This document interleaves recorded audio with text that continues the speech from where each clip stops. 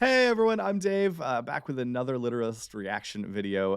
As always, with my buddy John Doe. He, for legal reasons, can't show his whole face, but I was raised very conservative, not a lot of music in my childhood and/or young adulthood for that matter. So John's been introducing me to all sorts of stuff. Now that we don't live together, I mean, not that we live together, now that No, we we don't never live lived. Let's clear that up. We in the same state, it's the same region. We'll say the same now that we region. don't live town adjacent. There you go. We've been doing this online, so we figured we'd share it with you. So, John, what do we got today? Well, we tapped you a little bit with some Led Zeppelin It was early fun. It on, was fun. and I'd like to continue to confuse you about what type of music Led Zeppelin plays. I I feel like last time I felt like I should be at a desert concert with Led Zeppelin. You know that was that was the brandy or the scotch. That was the smoky blues. You know, Led Zeppelin, and you were surprised. You said yourself that you thought they were more known as a rock and roll band. Yeah.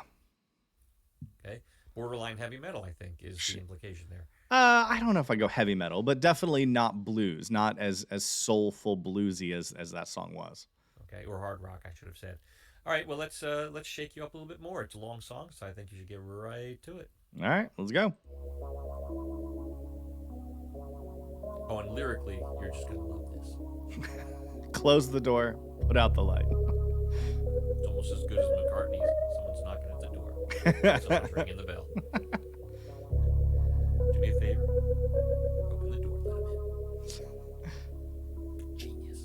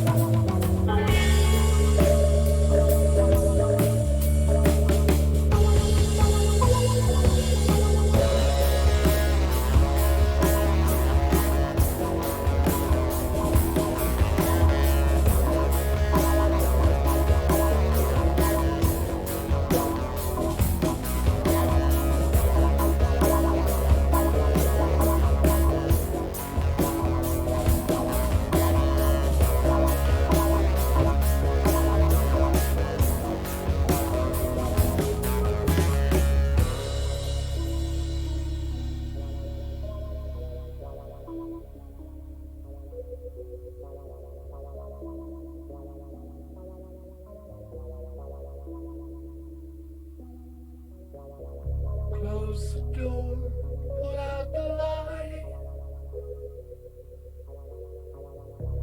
No, they won't be home tonight. The snow falls hard, and don't you know? The winds of Thor are blowing cold. They're wearing steel that's bright and true. They carry skills that must get through. They just a plan where no one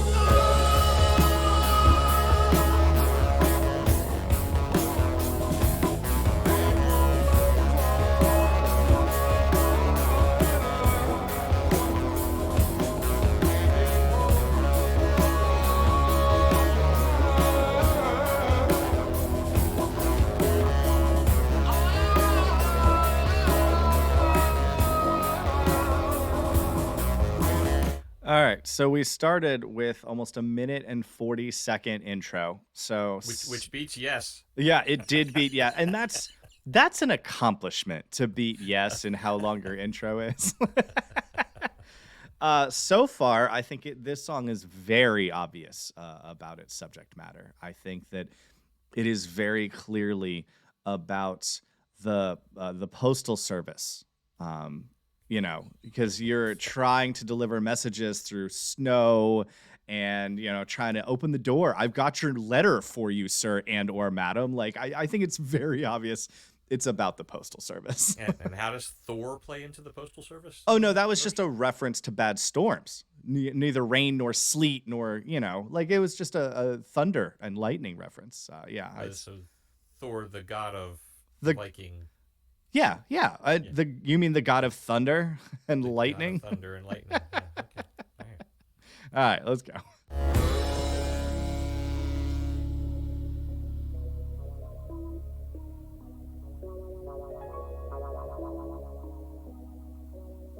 As for this next line, I now do associate it with male people. It's awful. It's awful.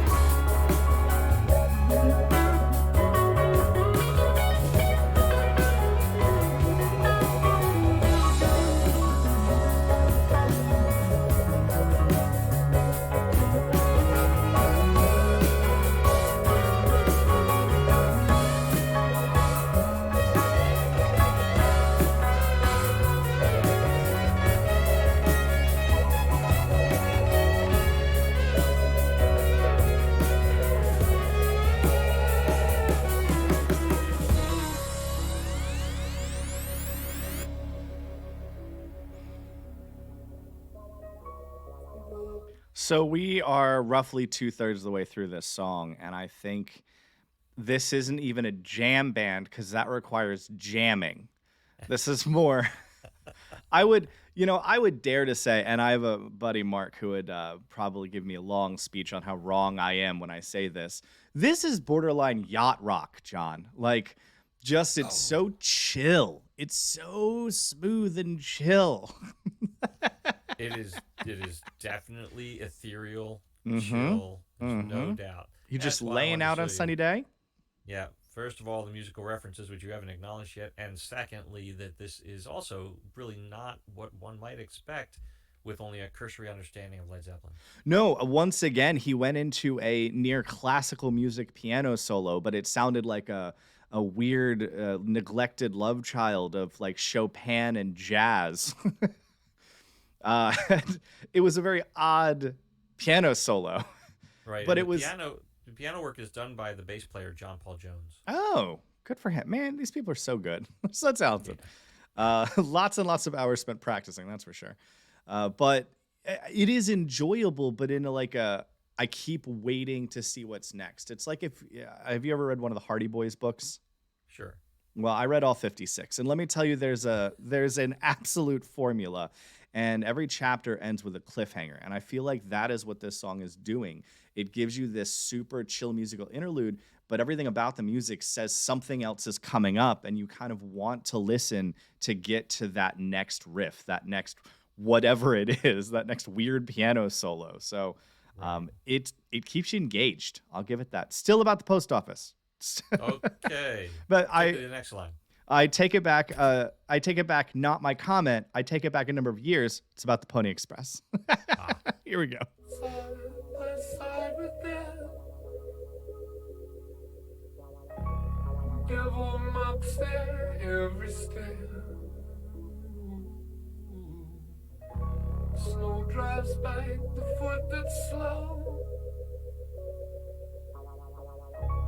The dogs of doom are howling more. Oh, they carry news that must get through. To build a dream for me and you. Oh, thinking about where no one goes.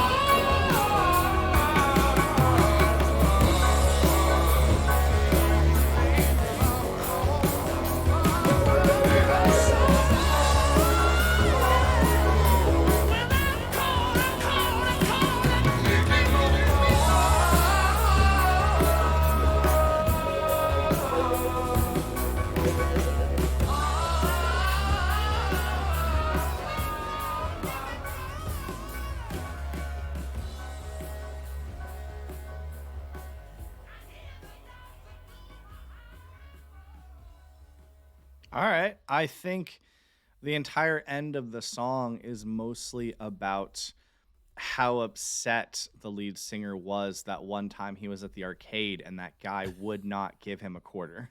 I think I think for some reason he devoted the last 4 minutes of the song to that one time when he wanted to play more pinball. Really? So that's what you get, huh? No, Yeah. I could see a couple of different interpretations because I think if you go if he's talking about a historical event, which I feel that he probably is in some way, shape, or form, then depending on almost what culture you're looking at, he could be talking about a number of different incidents. If you're American, for instance, that you could almost call that the close to the ride of Paul Revere. If you're looking even further back, I think it would be easy to look at, the Spartans and the runner from Marathon.